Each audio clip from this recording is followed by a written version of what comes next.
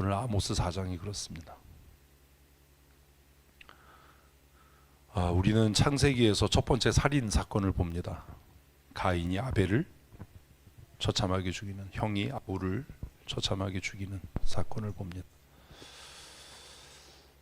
창세기를 이렇게 묵상하면서 우리는 큰 두 개의 세계관을 만나게 되는데, 그 하나의 세계관이 뭐냐 하면 모든 것을 상황과 환경, 다른 사람의 탓으로 돌리는 세속적인 가치관입니다. 그게 죄의 속성입니다. 어디에서 만나죠? 첫 번째 범죄 장소인 에덴에서 우리는 그것을 만납니다. 하나님께서 범죄한 아담을 찾아옵니다.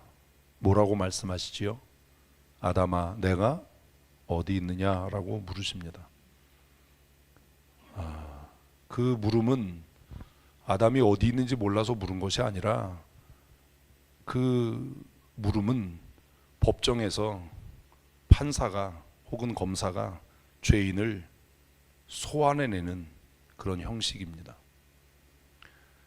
법원에 가볼 일이 없어야 되고 피고인으로 재판받아야 할 일이 없어야 되지만, 뻔히 누군지 아는데 재판 시작하면 이름을 부르지요. 모르세요? 그럼 이제 우리 아는 얘기 합시다. 임직식 할 때 누가 임직하는지 압니다. 그죠? 그런데 왜 호명하지요? 이해 못하세요? 이것도 모르고 임직을 하는 거예요. 그러니까 제가 가끔 혼란스럽다니까요. 도대체 어디까지 모르는 건가? 참 먹고 싶은 것도 많겠다. 임직식을 할 때 왜 호명하는지 아십니까?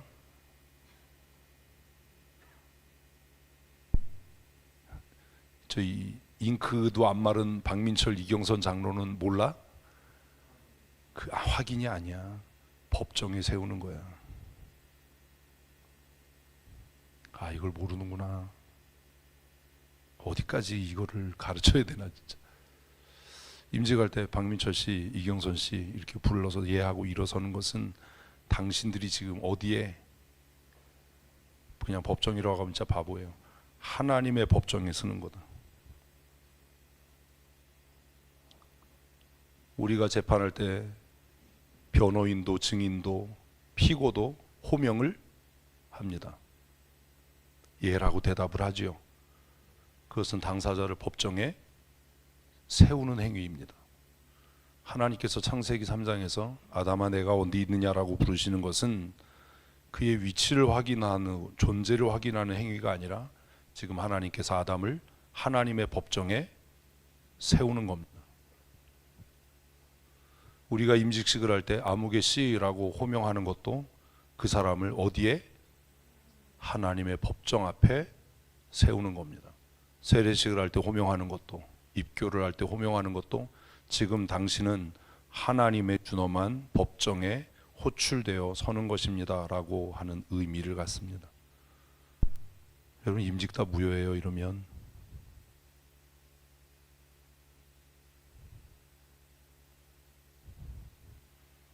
진짜 이 가위바위보로 딴 거잖아요 이러면. 하나님께서 아담아 내가 어디 있느냐라고 말씀하실 때 아담은 어디에 서게 된 거라고요? 하나님의 법정에 서게 된 겁니다. 그리고 이제 재판장이시고 심판관이시고 고발일인 하나님께서 아담에게 묻습니다. 너 왜 내가 먹지 말라고 한 나무의 실과를 먹었느냐? 그때 아담이 뭐라고 그러죠? 몰라요? 당신 때문입니다. 하나님 당신이 창조해서 내게 주신 이 여자가 나로 하여금 이 열매를, 그 열매를 먹게 했습니다. 그러니 내 죄의 책임은 누구에게? 당신에게 있습니다. 죄의 속성은 하나님을 범죄자로 만듭니다. 그래서 죄인들은 늘 인간이 타락한 것은 에덴의 선악을 알게 하는 나무를 창조하신 하나님이다 라고 말하는 겁니다. 여전히 죄와 짝하여 살아가고 죄의 속성을 가지고 있는 사람들은 어떤 문제가 생겼을 때 내가 죄인입니다, 내가 잘못했습니다, 내가 범죄했습니다가 아니라 너 때문이고, 내가 처해 있는 상황 때문이고, 내가 자라온 배경 때문이고, 내 어린 시절의 상처 때문이다라고 이야기합니다. 그래서 자기 자신이 죄의 당사자가 아니라고 거짓말하는 거죠. 여러분은 어떤 사람입니까? 내가 어젯밤에 잠을 못 자서 그렇고, 누가 울어서 그렇고, 옆 사람 때문에 내가 예배에 집중이 안 돼서 그런 거지, 내가 죄진 게 아니다라고 우리는 늘 이야기합니다. 그러니 삶이 나아지지 않습니다. 이 패턴은 계속 유지됩니다. 가인이 하나님 앞에 예물을 드립니다. 하나님은 그 예물을 받지 않으신 게 아닙니다. 가인을 받지 않으신 겁니다. 왜요?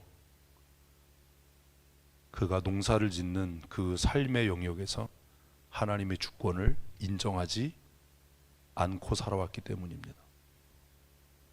주일날 예배에 나온다고 해서 하나님이 그 사람의 예배를 받지 않습니다. 하나님께서 그 사람의 예배를 받으시려면 한 주간 동안에 그 사람이 자신의 삶의 영역에서 하나님의 통치, 하나님의 주권을 인정하는 삶을 살아야 하는 겁니다. 하나님께서 자신의 재물과 자신의 예배를 받지 않으셨을 때 가인이 해야 할 마땅한 반응은 내가 죄인입니다, 내가 일상의 삶에서 하나님의 통치와 하나님의 주권을 인정하지 않았습니다라고 회개해야 합니다. 그러나 가인은 아담과 똑같이 반응합니다. 뭐라고요? 아벨 때문입니다. 저놈이 없었다면 하나님께서 나와 내 예배를 받으셨을 텐데, 저놈 때문에 하나님께서 나와 내 예배를 받지 않으신 겁니다. 그러니 저놈을 죽여서 없애버리면 내 죄가 가려지고 감춰져서 난 하나님께 용납되는 사람이 될 겁니다. 그게 행동으로 나타나고 옮겨져서 아벨을 쳐 죽인 겁니다. 가인도 아담도 똑같이 죄의 원인을 하나님에게로, 인본주의와 세속주의가 다른 게 별게 아니에요. 죄의 원인을 누구에게로? 하나님에게로 전가하는 겁니다. 그런데 하나님은 이것을 뒤집으시고 바꾸신 것뿐입니다. 우리는 우리의 죄를 하나님께 원인을 돌리고 당신이 죄의 원인입니다 라고 했지만, 하나님은 그분의 의를 우리에게 전가시키셔서 네가 의롭다, 내가 영원한 생명을 얻었다 라고 말씀하시는 겁니다. 여러분은 어떤 사람이죠? 여전히 내 죄를, 내 실수를, 내 악함을 남 탓으로, 환경 탓으로, 하나님 탓으로 돌린다면 여러분 끊임없이 경쟁하고, 끊임없이 다투고, 끊임없이 낙심하고, 끊임없이 상처받다가 죄인이 받아야 할 마땅한 형벌에 떨어지게 될 겁니다. 그러나 우리의 연약함과 죄가 드러날 때 상황과 환경을 변명하지 않고 핑계대지 않고 너는 안 그러냐, 너는 얼마나 훌륭하냐가 아니라 하나님, 내가 죄인입니다. 그러나 예수님께서 내 죄를 위해 십자가에서 죽으심으로 내가 하나님의 의를 덧입어서 나에게 전가된 하나님의 그 의로움으로 인해 내가 새 생명을 얻었습니다.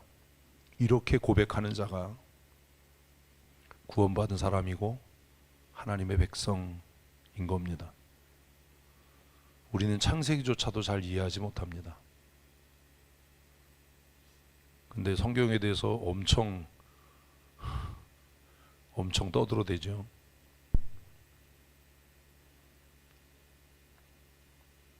유대인들이 성경을 가지고 했던 거짓말 중에 아주 악랄하고 악질적인 거짓말이 뭔지 아십니까? 하나님은 복 주시는 분이다라는 겁니다. 그래서 그들은 여호와의 날, 이 날을 어떤 날이요?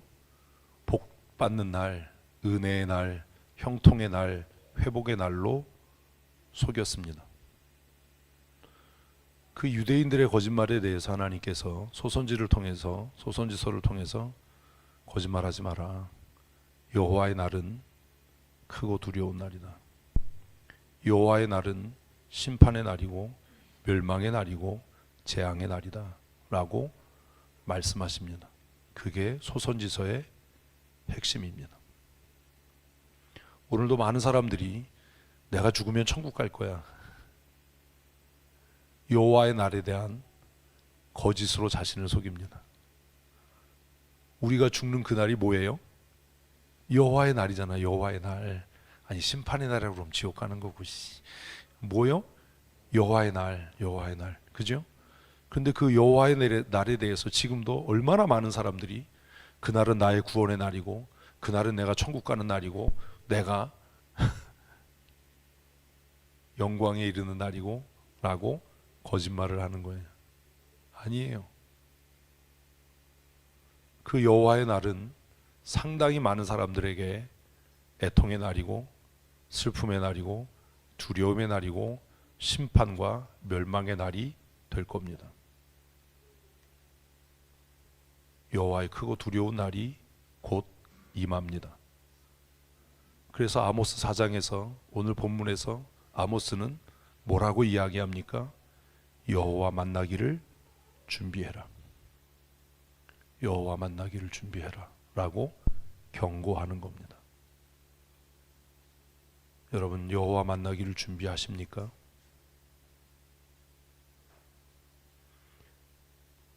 제가 염려하고 우려하고 두려운 것은 우리 가운데도 아마 적지 않은 숫자가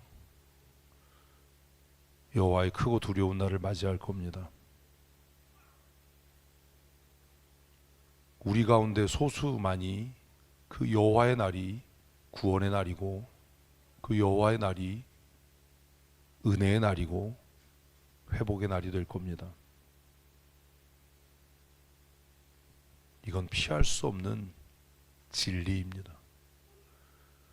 왜 그렇게 힘들게 신앙생활 해야 되고 왜 직장생활보다 신앙생활을 더 열심히 해야 되고 치열하게 해야 되고 왜 고민하고 성경대로 살기 위해 애써야 하는가? 아모스는 뭐라고요? 그것이 여호와 만나기를 준비하는 것이다. 직장생활도 피곤하고 사회생활도 힘들고 경제적으로도 여력이 없고 건강도 안 좋고 피곤하고 눈꺼풀은 무겁고, 그런데 왜 그렇게 신앙생활 해야 되는가? 우리가 인정하고 싶지 않고 거짓과 위선으로 자신을 속이고 여호와의 날이 나에게 은혜의 날일 거야, 내가 천국 가는 날일 거야, 구원받는 날일 거야 라고 아무리 거짓말을 해대도 그날은 그에게 죽음의 날이고 심판의 날이고 멸망의 날일 것이기 때문입니다. 그래서 아모스는 오늘 4장에서 여호와 만나기를 준비해라, 여호와 만나기를 준비하라 라고 경고하는 겁니다. 소선지서의 가장 큰 경고는 여호와의 크고 두려운 날입니다. 유대인들은 여호와의 날은 구원의 날이고 여호와의 날은 기쁨의 날이고 여호와의 날은 다윗의 가문이 회복되는 영광의 날이다라고 입에 침도 안 바르고 거짓말을 했습니다. 지금도 교회 안에 얼마나 많은 사람들이 말씀대로 살지 않고 예배가 안 되고 말씀을 깨닫지 못하면서도 나는 천국 갈 거야, 구원받았어, 나를 위해 생명의 멀리건이 준비되어 있어라고 아무리 떠들어대도 제가 장담하는데 그 사람에게 여호와의 날은 크고 두려운 날이 될 겁니다. 그러니 하나님 만나기를 준비하십시오. 아멘을 안 해도 그날은 옵니다. 아멘을 안 한다고 피해지는 게 아닙니다. 본문을 한번 같이 별 내용도 없는데 꺼내지도 말고 읽습니다. 너희는 베델에 가서 범죄하며 길갈에 가서 죄를 더하며 아침마다 너희 희생을 3일마다 너희 11조를 드리며. 자, 여기 이제 지명이 나오죠. 뭐가 나와요? 베델과 길갈입니다. 그럼 베델과 길갈을 생각해야 돼요. 베델은 어디죠? 이런 게 정리가 안 되면 성경을 도대체 모르고 아무것도 모르고 깜깜하게 모르는 거예요. 베델은 야곱이 돌단을 쌓았던 곳입니다. 그래서 그 이후에 이스라엘 백성들이 그곳을 거룩한 땅, 어떤 땅? 회개의 땅, 회복의 땅. 그래서 야곱이 나중에 정신 차리고 나서 우리가 어디로 가자? 베델로 가자. 너희 우상들을 다 제거해라. 우리가 하나님께로 나가자라고 했던 회개와 회복을 위한 것이 베델이었습니다. 길갈 어디지요? 길갈의 뜻은 수치와 부끄러움이 굴러갔다. 이거 제가 얼마 전에 얘기했어요. 안 듣는 거죠. 그래서 베델과 길갈의 공통점이 뭐예요? 회개하는 곳이에요. 돌이키는 곳이에요. 회개하고 통회하고 자복하고 하나님의 은혜를 회복하는 곳이에요. 그런데 그곳이 뭐가 됐어요? 죄 짓는 곳이 됐어요. 예배가 내 죄를 회개하고 하나님의 은혜를 덧입어야 되는데 그게 죄가 되는 거예요. 살아남을 길이 없는 겁니다.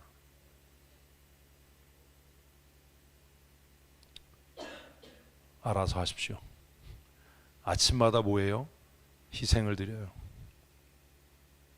3일마다 11조를 드려요. 이거 과장입니다. 모세 율법에 의하면 구제를 위한 11조는 3년에 한 번 드리게 되어 있습니다. 그죠? 여기서 말하는 희생의 제물은 그냥 희생의 제물이 아니라 유월절 희생양입니다. 1년에 한 번 드리게 되어 있는 유월절 희생양을 어떻게 해요? 아침마다 드립니다. 3년에 한 번 드리게 되어 있는 11조를 어떻게 해요? 3일마다 드립니다. 뭐가 있어요? 종교적인 열심이 있습니다. 나 새벽기도 나갑니다. 기도에 참석합니다. 52주 예배 안 빠집니다. 뭐 수요기도에 금요기도에 참석합니다. 아무 의미 없다라는 겁니다. 그 종교적인 행위가 종교적인 열심이 우리를 구원해내지 못합니다. 더 슬픈 건 우리의 종교적인 행위와 열심은 멸망당하고 심판당해서 죽었던 유대인들의 발꿈치도 못 따라갑니다.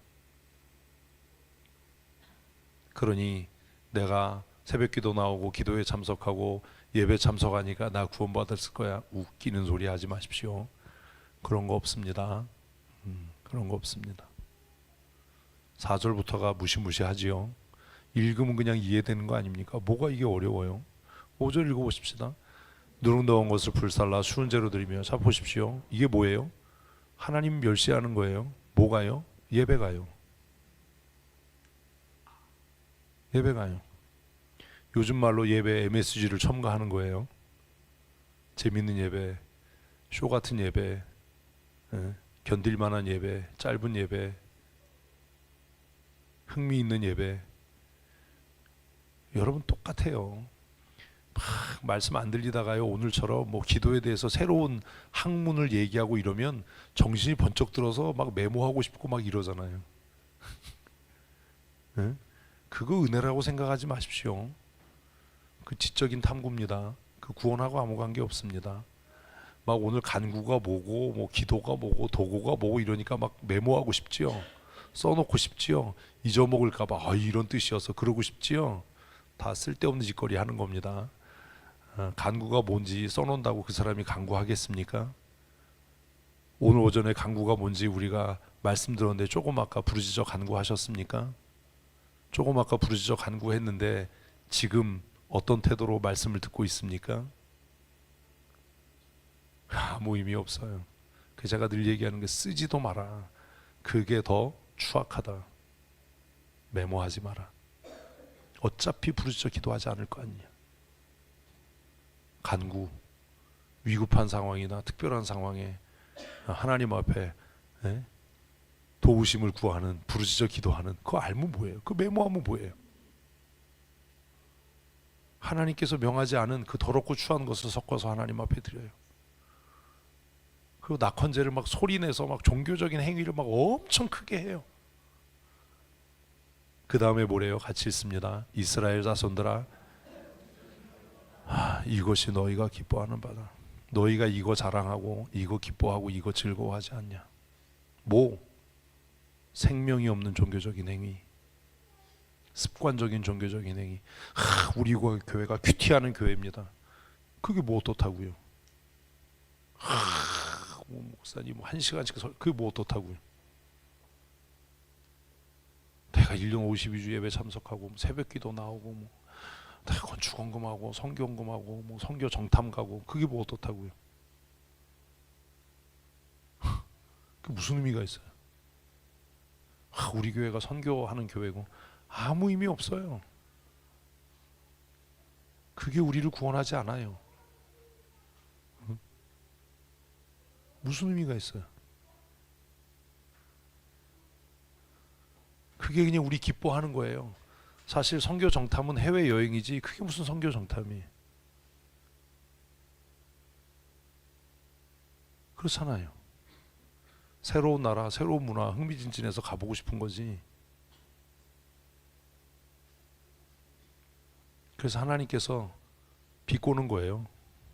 이스라엘의 가시과 위선을,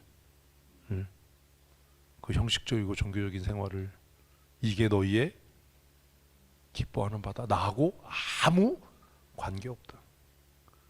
우리의 예배가 정말 하나님과 관계가 있습니까? 성령의 만지심이 있습니까? 그냥 새로운 지식을 얻는데 기쁘지 않나요?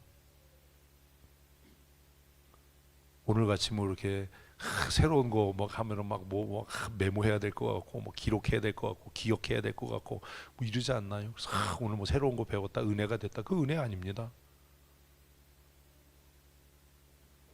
진짜 은혜는 그거 메모하고 기록하지 않아도 부르짖어 간구하는 거고, 일상의 삶에서 우리의 삶을 하나님 앞에 아뢰는 거고, 성도들 위해 끊임없이 기도를 멈추지 않는 거고, 그들을 통해 내가 누린 은혜에 대해서 하나님 앞에 감사하는 삶을 사는 거지. 그거 적고 메모해서 뭐 어떻게 하겠다는 거예요? 오전에 간구에 대해서 배웠으면 조금 아까 우리 손 들고 기도합시다라고 하면 정말 목이 쉬라고 주님 부르고 기도해야죠. 그죠? 그게 옳은 거잖아요. 그래서 하나님께서 비꼬는 거예요, 이스라엘을. 6절. 또 내가 너희 모든 성읍에서 너희의 일을 깨끗하게 하며, 일을 깨끗하게 한다는 게 뭐예요? 먹을 게 없는 거예요. 먹을 게. 이거 알면 뭐예요? 여러분 그렇게 될 건데. 씹을 것도 없는 거예요, 인생이. 네, 그렇게 될 거예요. 각처에서 양식이 떨어지게 하였으나 중요한 건 뭐예요? 회개하지 않는다는 겁니다. 부끄러워지고 수치를 당하고 존경 못 받고 그래도 뭐 하지 않아요? 회개하지 않아요. 그 상황을 모면하고 싶고 피하고 싶지 회개하지 않아요. 내가 수치스러워지고 부끄러워지고 존경을 못 받고 존재감이 없어지고 권위가 없어지고 그러면 뭐 해야죠? 내가 잘못 살았구나, 신앙생활 잘못했구나, 회개를 해야 되는데 회개하지 않아요. 그냥 뭐 조금 아는 걸로 그걸 기쁨을 삼지. 내가 내 종교 행위가 하나님과 아무 관계없는 것이 되어서 내가 존경받지 못하고 신뢰받지 못하고 존재감이 없고 이렇게 되었구나 라고 회개하지 않는 거예요.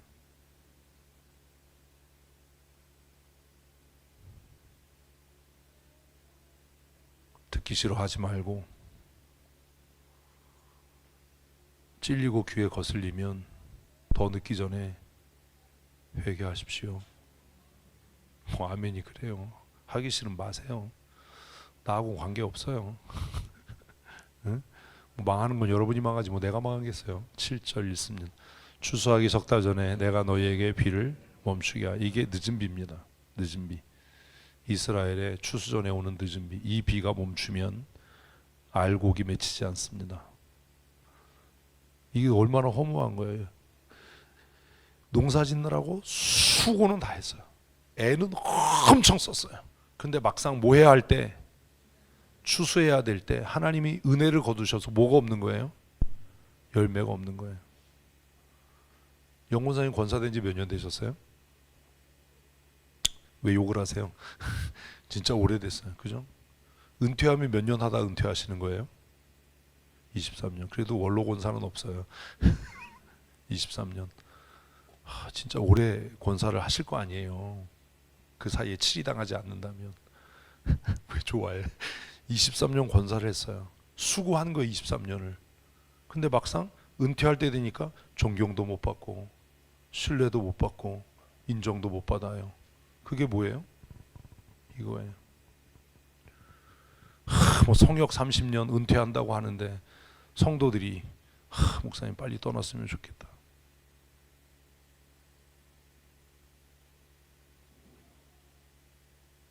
하나님께서 은혜를 거두신 거예요. 그 인생에서. 이게 얼마나 슬퍼요. 왜 그런 거예요? 그의 예배가, 그의 행위가 하나님과 아무 관계가 없었던 거예요. 헛되게 산 거예요. 마음 아프잖아요. 그렇게 하실 거라고요. 늦은 비를 멈추게 하실 거예요. 그래서 여름 내내 땀 흘리고 수고했던 것들이 열매로 맺지 못하도록, 열매로 맺혀지지 못하도록. 그래서 제가 선후배 목사님들한테 그러거든요. 성역 30년, 성역 60년 이런 소리 하지 마라. 무슨 목회가 성역이냐. 성역 30년을 했는데 가까스로 원로 투표 됐는데 그게 무슨 의미가 있냐. 성도들에게 존경받지 못하고 인정받지 못하는 인생이 무슨 의미가 있냐. 하나님께서 늦은 비를 멈추시면 수고가 의미가 없어지는 거예요. 60 넘어서면 인생에 알곡을 거둬들여야 되지 않습니까? 그죠? 정성택 집사님이 저한테 악담을 퍼부었는데 목사님 불쌍하다고 60 넘어서도 이렇게 애쓰고 그러는 거 보면 불쌍하다고. 거기에 안 들리는, 말을 하지 않은 소리가 들린 거예요. 얼마나 죄를 졌으면 네가 그렇게 힘들게 살겠니, 뭐 이런 소리가. 응? 아니 이제 오늘 뉴스에 60대 노인이 이러면 막 가슴이 철렁해. 막 요새 아주 급발진해가지고 또 뭐 들이받았다 뭐 이러면 씨. 방 권사님 너무 좋아하시네. 이제 막 같이 늙어가는 거예요. 이제 맘먹을 거야 언니한테. 이제 씨. 응? 인생의 마지막 끝자락에 뭐가 있어야지요? 열매가 있어야죠. 존경받고 인정받고 신뢰받는. 청춘의 시간 동안 열심히 땀 흘렸는데 하나님께서 늦은 비를 거두셔서 쭉정이밖에 없는 거예요. 그래도 뭐 하지 않아요? 회개하지 않아요. 어떤 성읍에는 비를 내리고 어떤 성읍에는 비를 내리지 않아서 땅의 한 부분은 비를 넣고 한 부분은 메말라서 가물어서 먹을 것을 거두지 못해도 또 사람들이 두세 성읍에서 와서 어떤 성읍에서 목이 말라서 비틀비틀 와서 그 성읍에서 물을 흡족하게 마시려고 하지만 마실 물이 없어서 가라는 지경이 되어도 뭐 하지 않는다? 회개하지 않는다. 우리 얘기 아닙니까? 여러분의 인생은 어떻습니까? 하나님이 주시는 대로 만족함이 있습니까? 존경과 신뢰를 받습니까? 믿음의 사람으로 인정받고 있습니까?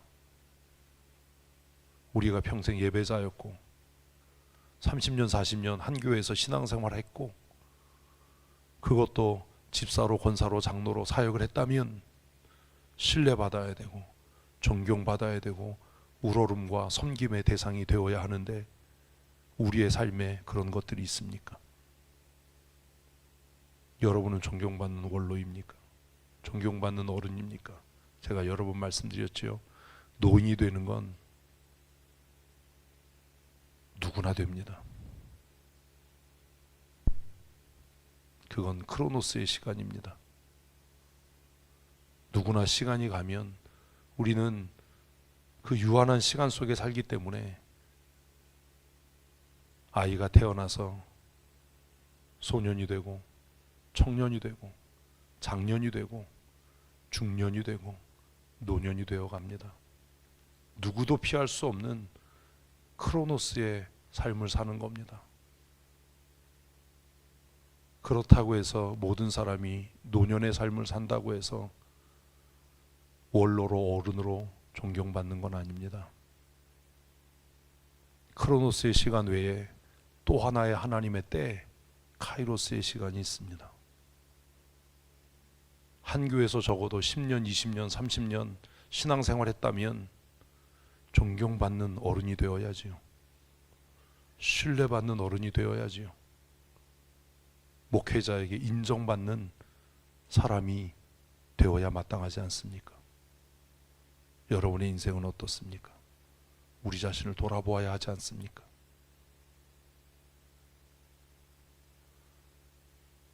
한 노예에서 10년, 20년 목사로 재직했다면 후배 목회자들에게 존경받는 어른이 되어야 하는 것 아닙니까?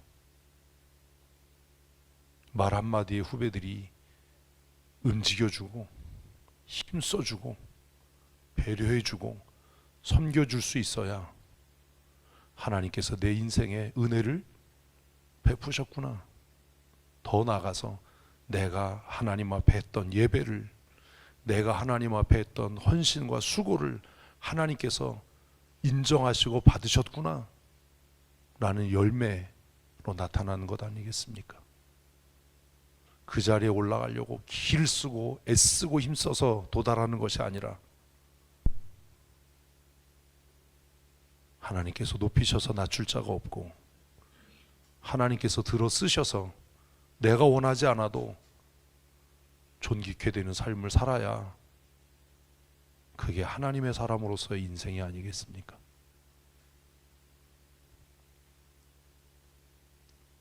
아직 기회가 있습니다. 아모스를 묵상하는 지금이 돌이키고 회개할 때입니다.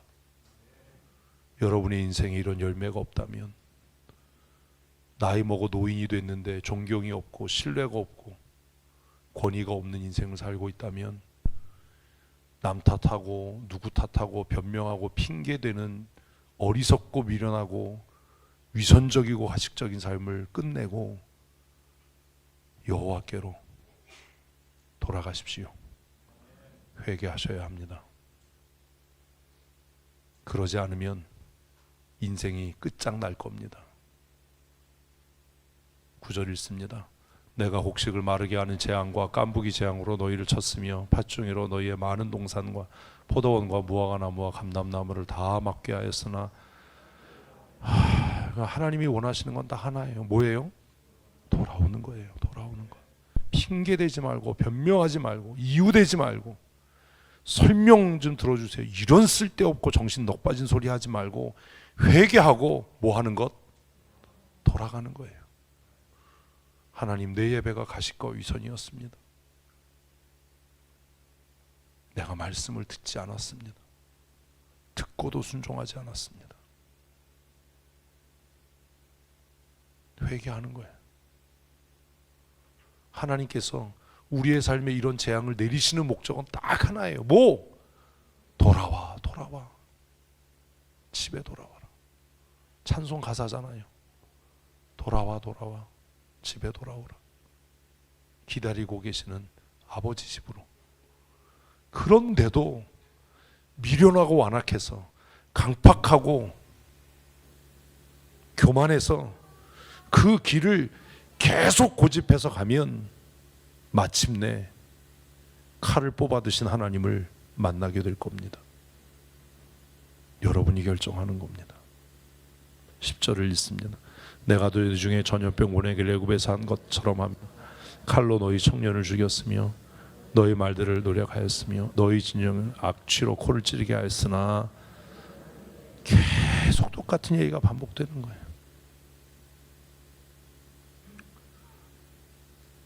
부끄러움을 당하고 수치를 당하고 존경받지 못하면 회개하고 돌아서야지, 왜 변명하고 핑계하고 설명하려고 하고 설득시키려고 하고 왜 그 어리석은 짓을 계속하냐.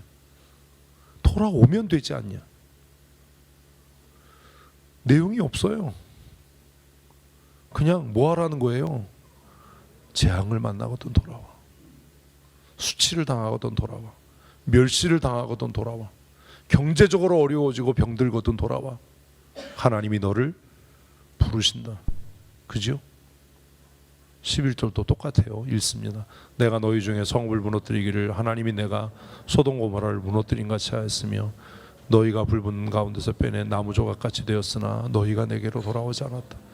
불 붙는 가운데서 빼낸 나무 조각 얼마나 볼품이 없습니까? 탄 것도 아니고 안 탄 것도 아니고. 우리의 인생이 지금 그렇지 않습니까? 원로도 아니고 원로인 것 같은데, 노인인 것 같은데 어른은 아니고 존경은 못 받고, 뭐라고 한마디 하면 젊은 사람들이 픽픽 웃고 말도 듣지도 않고 말의 권위도 없고, 이렇게 볼품없고 초라한 인생을 살아가면서도 회개하고 돌이키지 않는다면 방법이 없는 겁니다. 남은 건 딱 하나입니다. 뭐요? 하나님 만나는 겁니다. 그 하나님 만나는 날은 구원과 회복과 은혜의 날이 아니에요. 죽음의 날이에요. 그래서 유대인들의 위선을 하나님이 드러내는 겁니다. 여호와의 날은 회복의 날이야, 구원의 날이야, 은혜의 날이야, 하나님은 좋으신 하나님의 복 주신 날, 다 거짓말이다. 여호와의 날은 너희의 죽음의 날이고 멸망의 날이다. 그 날이 다가오기 전에 정신 차리고 돌아와라. 같이 읽습니다. 그러므로 이스라엘아, 내가 이와 같이 내게 행하리라. 내가 이것을 내게 행하리니 이스라엘아, 내 하나님 만나기를 준비하라. 무슨 준비를 어떻게 하실 겁니까? 무슨 준비를 어떻게 할 겁니까? 지금 당하는 고난이나 환난이나 무시나 멸시는 아무것도 아닙니다.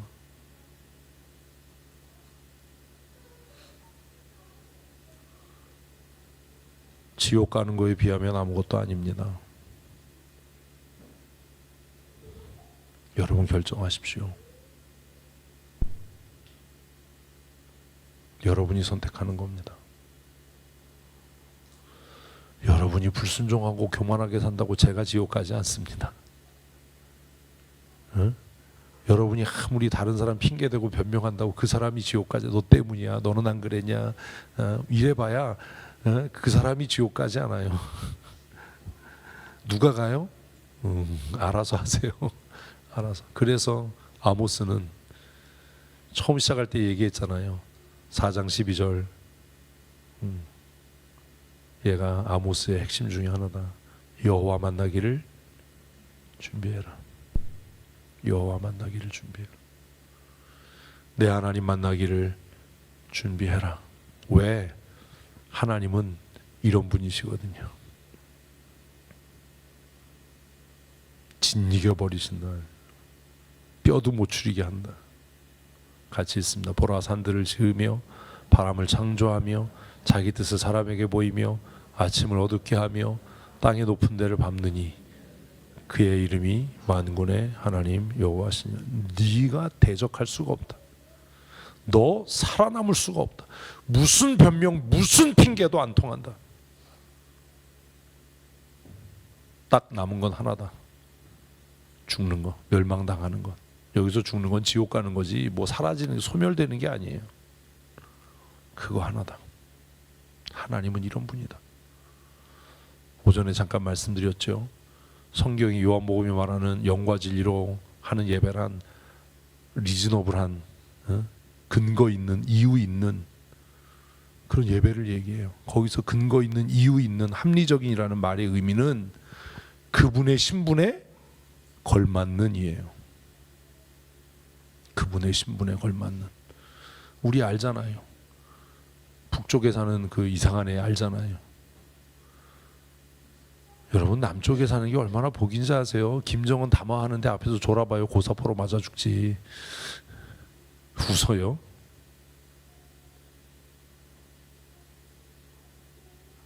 그런데 여러분이 하나님이라고 고백하는 그분 앞에서 우리가 이렇게 하는데 살아남겠습니까?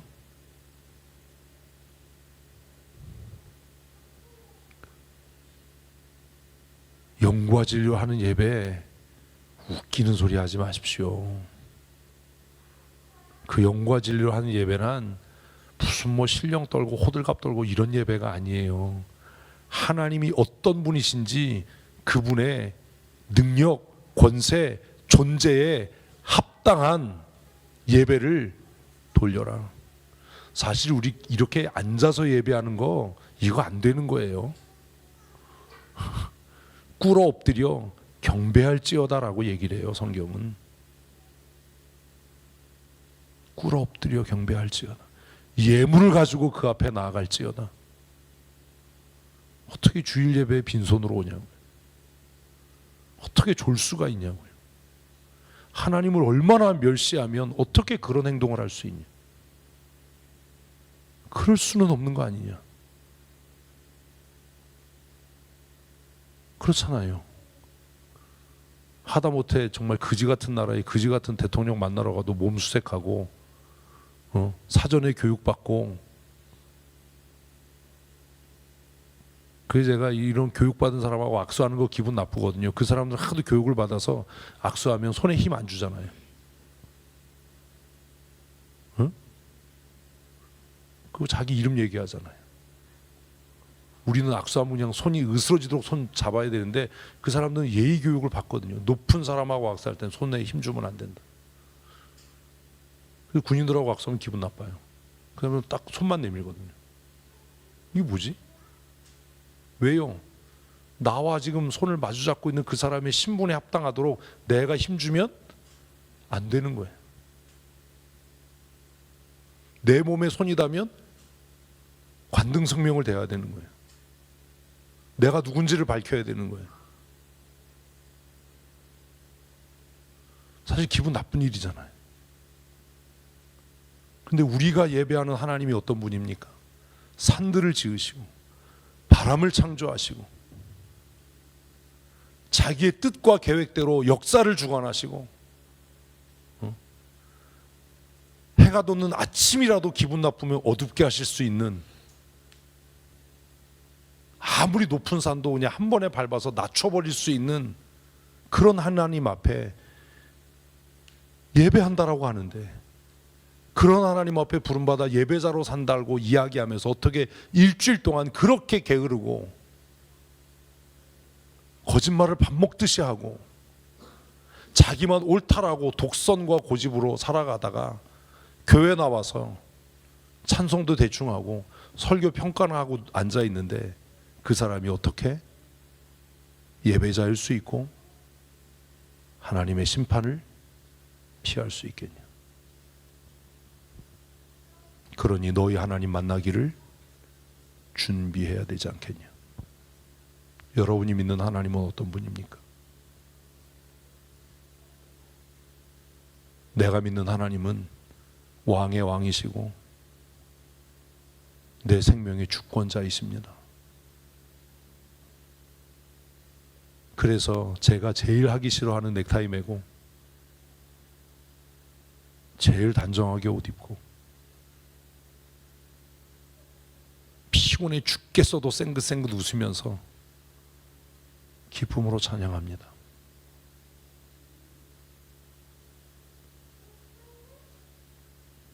나를 위해 쓰기보다 주님께 드리기에 더 힘을 냅니다.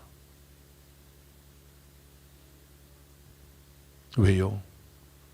그분의 만주의 주시요 만왕의 왕이시기 때문입니다. 적어도 내게는요, 근데 여러분은 아닌 것 같다라는 생각이 드는 거예요. 적어도 내게는 그분은 만왕의 왕이시고 만주의 주이십니다.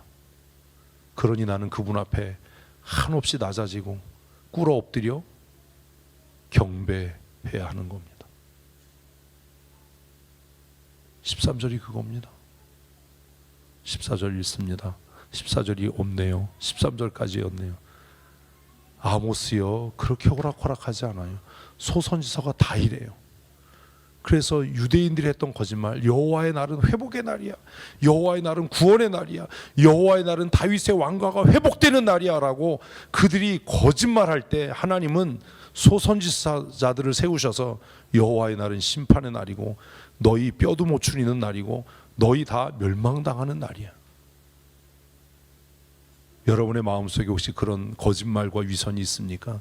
내가 52주 예배하고 내가 11조 생활하고 내가 구제하고 내가 선교 헌금하고 우리가 선교사를 보냈고 그러니까 내가 천국 갈 거고 나를 위해 생명의 면류가 웃기는 소리 하지 마라. 웃기는 소리 하지 마라. 그런 일은 없다. 회개해야 됩니다. 아침마다 번제를 드리고 3년에 한 번 드려야 되는 11조를 3일에 한 번씩 드린다 해도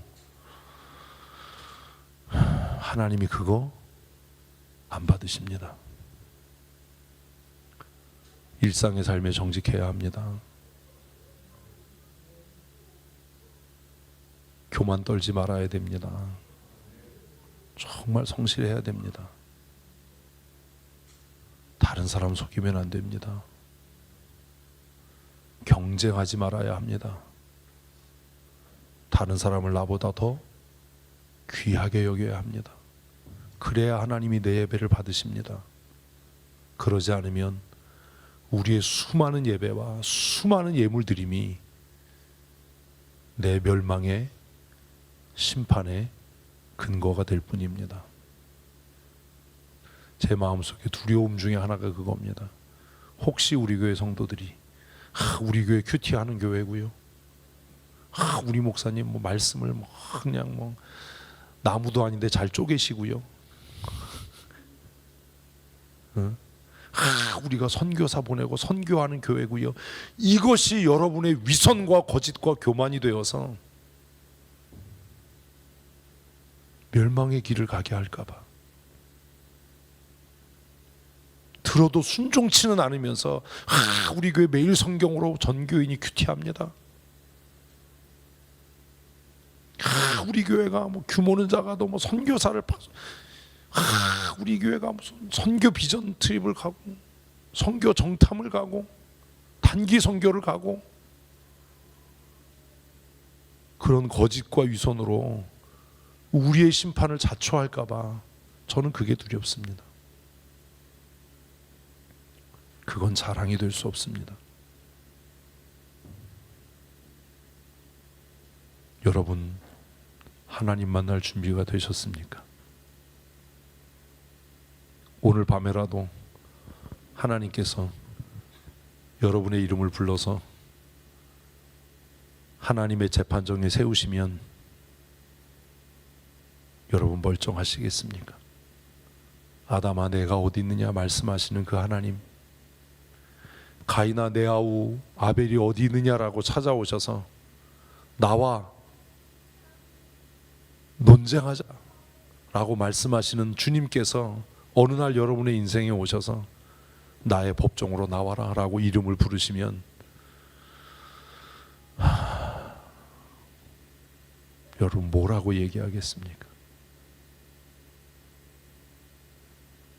자신 있으십니까? 오늘 밤에 주님이 찾아오셔서 영수가 내 법정으로 나와라. 길순이는 아직 안 됐다. 제가 왜 얘기하냐 하면 박영수 권사님이 정말 깜찍하게 박길순 권사님한테 자신 있어 그러셨거든. 난 이런 얘기는 잘 들려요. 속삭이는 얘기, 욕하는 얘기는 너무 잘 들려. 자신 있어. 박지성 권사님 대답도 안 해요. 속으로 그랬겠죠. 너나 잘해라 이씨. 우리 다 그날을 맞이할 거예요. 소선지서 읽으면 머리털이 섭니다. 제가 소선지서를 학교 다닐 때 공부를 했거든요, 혼자. 벌써 몇 년이 된 거예요. 그런데도 너무 생생하게 기억이, 그때 받았던 그 충격이 아직도. 너의 하나님 여호와 만나기를 준비해라. 그러기 위해서 공의를 강같이 정의를 하수같이 흘러가게 해야 한다.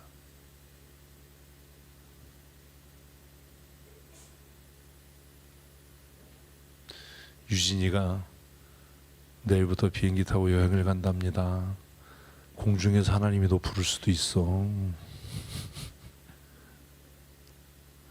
선교팀장이 네팔로 선교정탐 가자고 저는 안 간다고 그랬어요. 이름을 안 썼어요. 왜냐하면 네팔의 공항이 활주로가 짧아요. 그리고 고도가 높아요.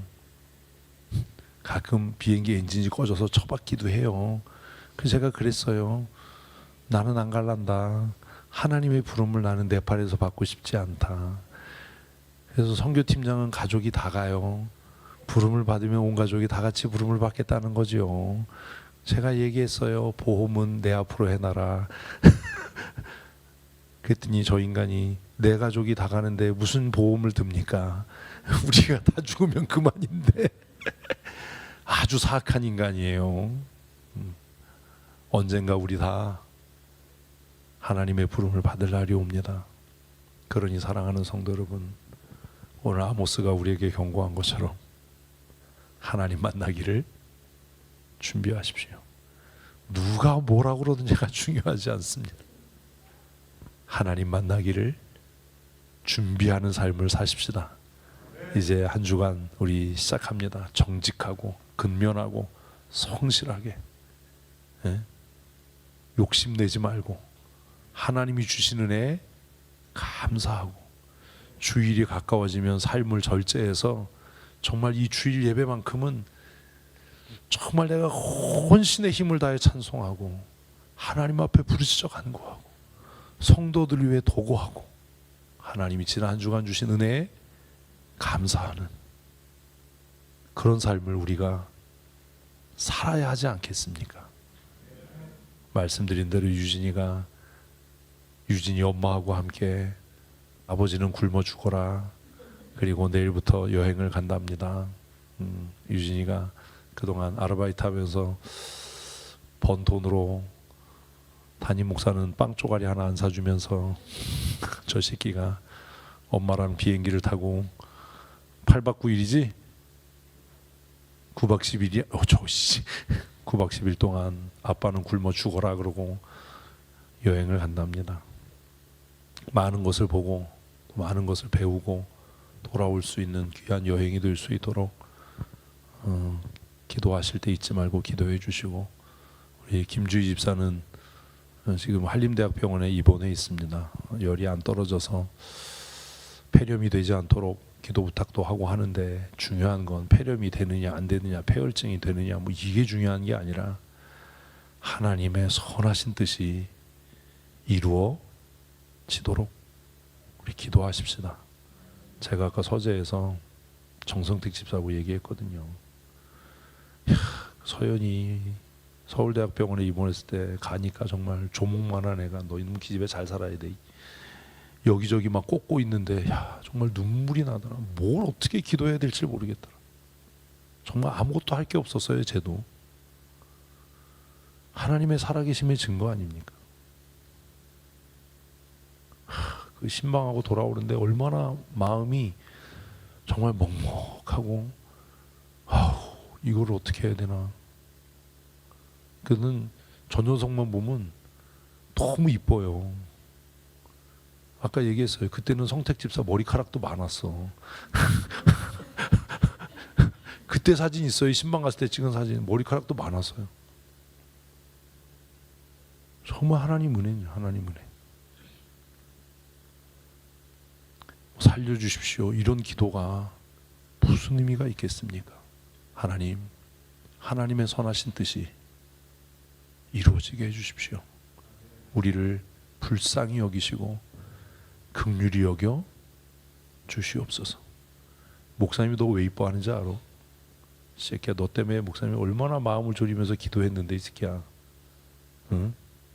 너 지금 사는 게 하나님 은혜야. 너 그때 죽어도 전혀 이상하지 않은 거였어. 근데 예배 시간에 졸아?